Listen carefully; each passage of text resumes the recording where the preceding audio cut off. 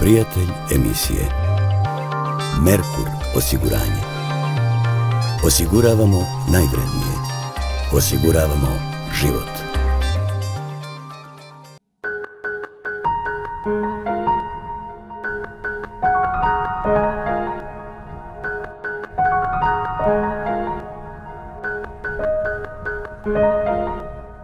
Ja sam odabrala jedan veoma specifičan period svog života.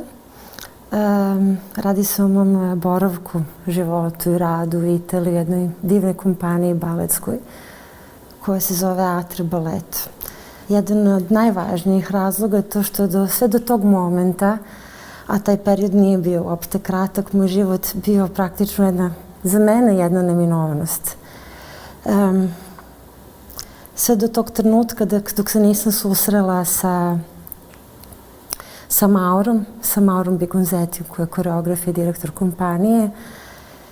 I ono što je najvažnije od svega, da napravim jedan uvod u tu priču, je da pored toga što sam naučila jako mnogo od njih, što sam napokon shvatila na kakvoj čudesnoj planeti živimo, jer sam s njima proputovala zaista celu planetu, naučila jezike, upoznala neverovatne ljude, što sam napokon shvatila da mogu da uživam u životu i tamo sam ga i zavolela, što nije bio slučaj do tada.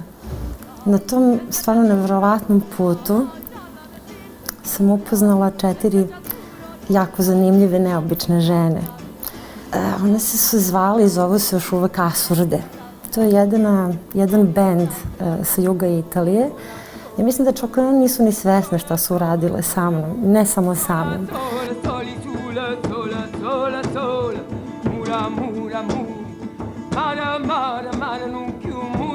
One su imale običaj da pevaju u autobusu, da pevaju na aerodromu, da pevaju u restoranima posle predstave, na koktelima, na ulici, ljudi su se skupljali oko njih.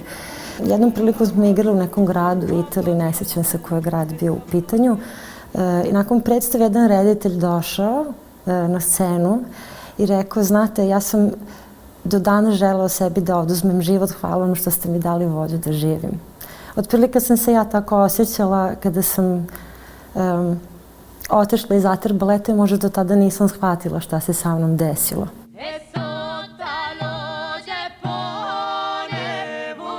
Bili smo na gostovanju na jugu Italije u Napolju i nakon predstave smo bili jako gladni i umorni, samo smo želeli da odemo negde na večeru i one su nas pozvale na večeru na neki privatan parti. I sećam se nekog putića koji nas je vodio do jedne kuće i čuli smo samo dajre, to se tako kaže kod nas. Popili smo se gore, zatekli 50 ljudi koji su pevali uz dajre i igrali cijelo veče, a u ogromnom kazanu se kuvala pasta sa krompirom. To je ta bila čuvena večera na kojoj su oni nas pozvali. Oni su bili toliko srećni da sam ja i tada shvatila kako čovjek zaista može da bude srećan samo ako pojede tanjir dobre hrane i popije možda gutlje dobrog vina, kako može da bude srećan i da se raduje stvarno malim stvarima. Mnogi ljudi pričaju o tome, ali ja zaista to nisam osjećala dok nisam njih srela.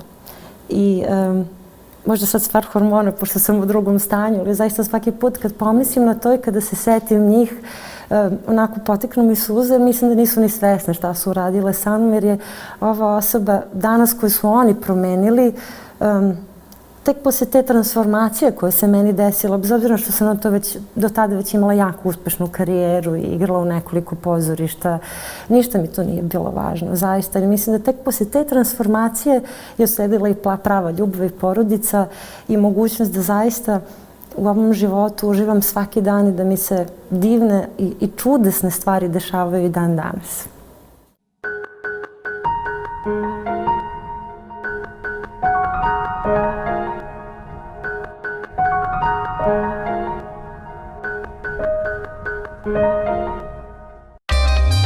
Prijatelj emisije Merkur osiguranje.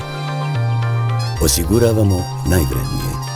Osiguravamo život.